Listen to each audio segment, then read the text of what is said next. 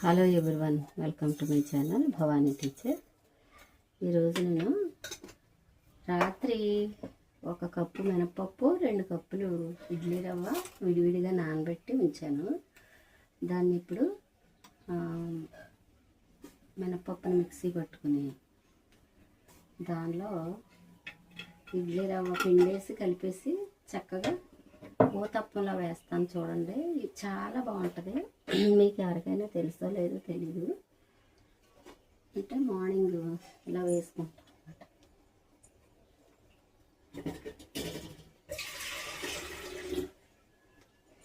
ఇది 1 కప్పు మినపప్పు 2 కప్పులు ఇడ్లీ రవ్వ. దీన్ని ఇప్పుడు మిక్సీ పట్టుకొస్తాను.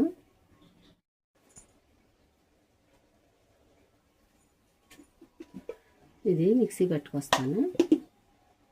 ఇలాగా పిండి మిక్సీ పట్టేసుకున్నాం. అదే మినపప్పు మిక్సీ పట్టేసుకుంటే పిండి ఇలా రెడీ అవుతుంది కదా. మనం ఏం చేయాలంటే ఇప్పుడు ఏదైనా ఒక డిష్లోకి చక్కగా ఇది తీసేసుకోవాలన్నమాట.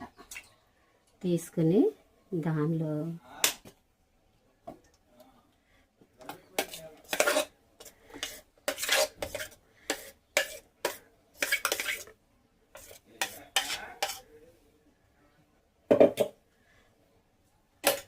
ఇప్పుడు ఆల్రెడీ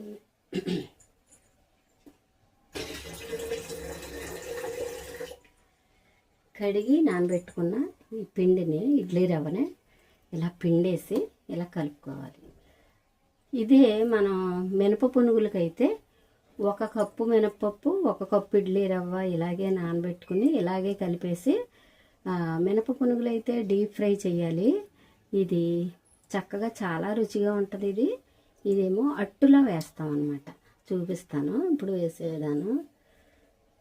చూసారా, సేమ్ అవే పిండిలు కొలతలు తేడాగా తీసుకోవడం వల్ల ఒక్కొక్క కొలతకి ఒక్కొక్క టైపు మనకి టిఫిన్ రెడీ అవుతుంది. అదే ఇడ్లీలు వేసుకోవాలనుకోండి, నేనైతే 1 కప్పు మినపప్పుకి 3 కప్పులు ఇడ్లీ రవ్వ వేసి రాత్రే ఇలాగ మిక్సీ కలిపేసేసి ఉంచితే మార్నింగ్కి ఇడ్లీలు అవుతాయి.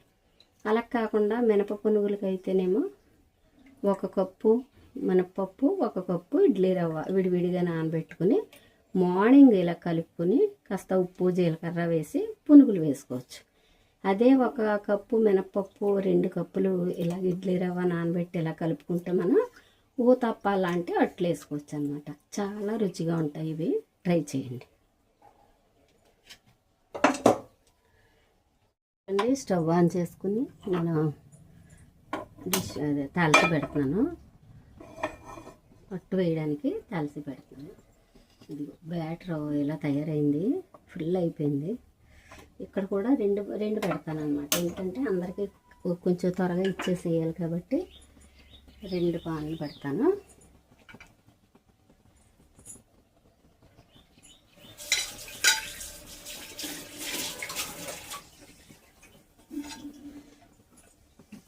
ఆయిల్ వేసేటప్పుడు ఇప్పుడు కూడా మనం ముందు బాగా డ్రై అవ్వాలి పాన్లు. లేకపోతే ఏమవుద్దంటే మనం వేసిన ఆయిల్ వాటర్ చుక్కలు ఉంటే ఇలా స్ప్లిట్ అయ్యి మొత్తం ఆయిల్ అంతా బయటికి వెళ్ళిపోద్ది.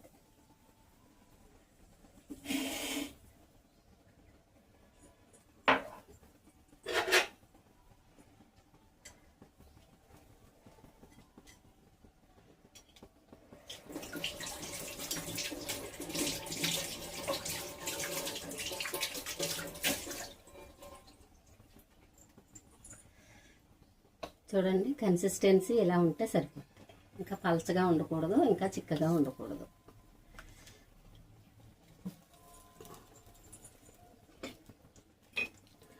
ఫస్ట్ నేను జీలకర్ర కలపని రొట్టె వేస్తున్నాను. అట్లు చూడండి, ఇది డ్రై అయింది కదా. దీనిలో 1 చుక్క ఆయిల్ వేసుకుందాం. మళ్ళీ ఇటు పక్కన కూడా డ్రై అయిన తర్వాత దీనిలో కూడా వేసుకుందాం.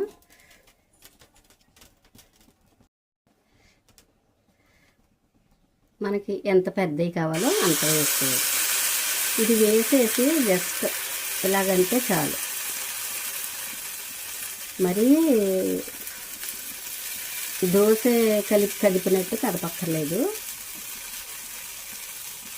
ఇప్పుడు ఇప్పుడు దీనిలో కూడా వేద్దాం.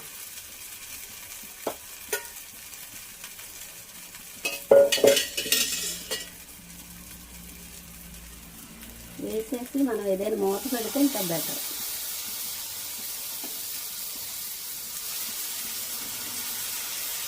ఇలా వేసుకొని పైన ఒక మూత పెట్టుకుందాం.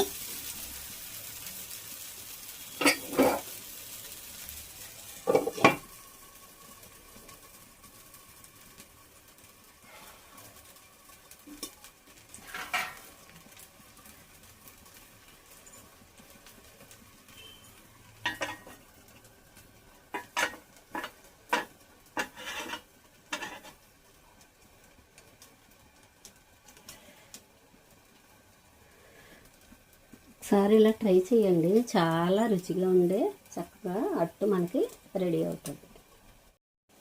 కొంచెం కాలిన తర్వాత మనం ఈ పై భాగం కూడా కొంచెం ఆయిల్ వేసుకుందాం.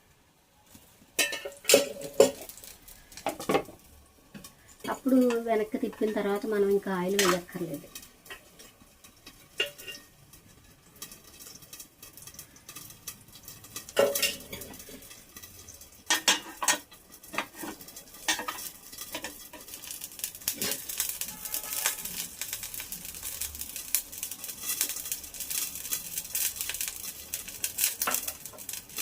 దీనికి సరిపడే మూత లేదు, అందుకని ఇంకేదో చాలా అడ్జస్ట్ చేస్తున్నాను.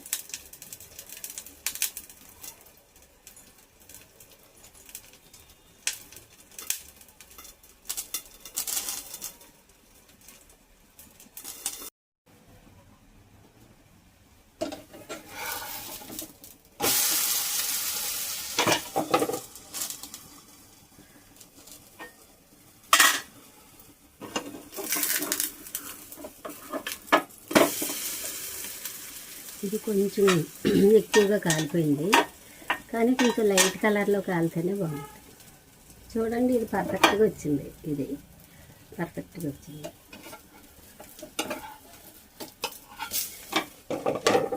పిల్లలు కానీ పెద్దవాళ్ళు కానీ ఎంతో ఇష్టంగా తినే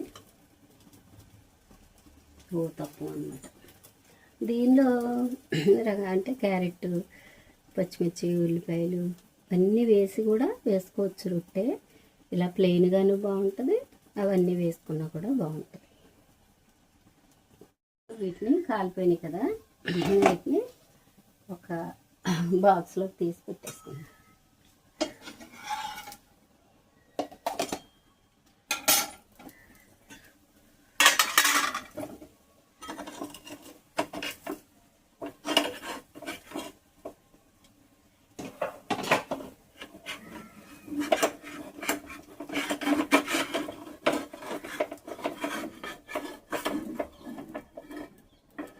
మళ్ళీ కొద్దిగా ఆయిల్ వేసుకుందాం.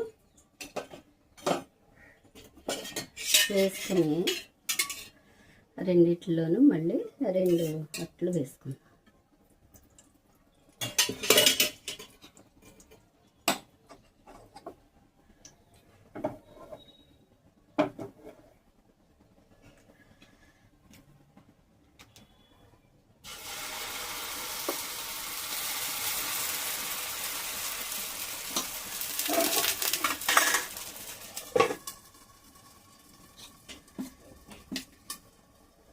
ఇలాగే మనకి ఎన్ని కావాలంటే అన్ని వేసుకోవచ్చు.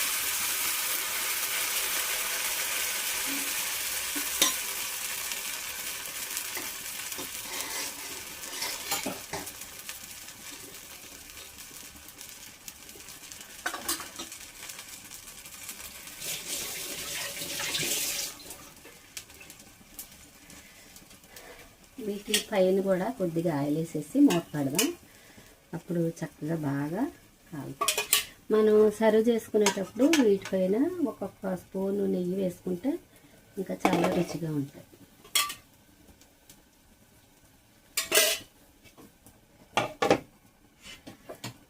ఓకే, మీరు కూడా ఇలా చేసుకుని తిని ఆరోగ్యంగా ఆనందంగా ఉండండి. ఓకేనా, బాయ్.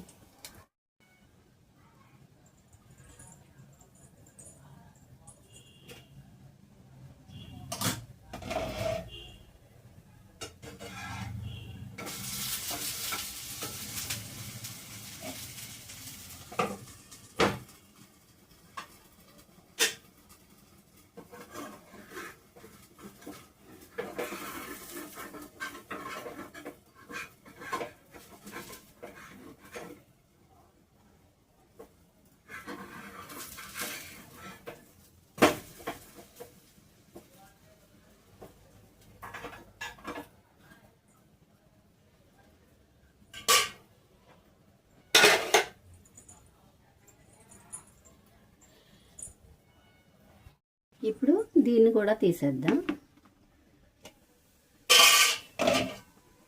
చూసారా ఎంత బాగా వచ్చిందో.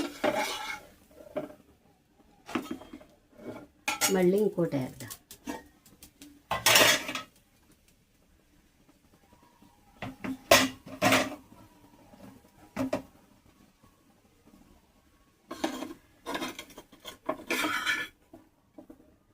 చూసారా, ఈ కలర్ ఇలా ఉండటమే కాదు, రుచి కూడా చాలా బాగుంటుంది. తప్పనిసరిగా ట్రై చేయండి మీరు.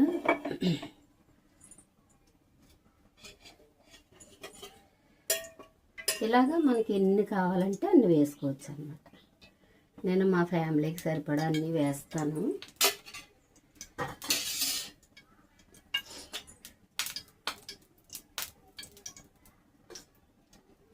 దీనిలో మనం ఏదైనా చట్నీ కానీ, చికెన్ కర్రీ కానీ, మటన్ కర్రీ కానీ, లేకపోతే ఏదైనా వేసుకుని తినచ్చు. లేదు వట్టిగా కూడా ఇలా తినేయచ్చు.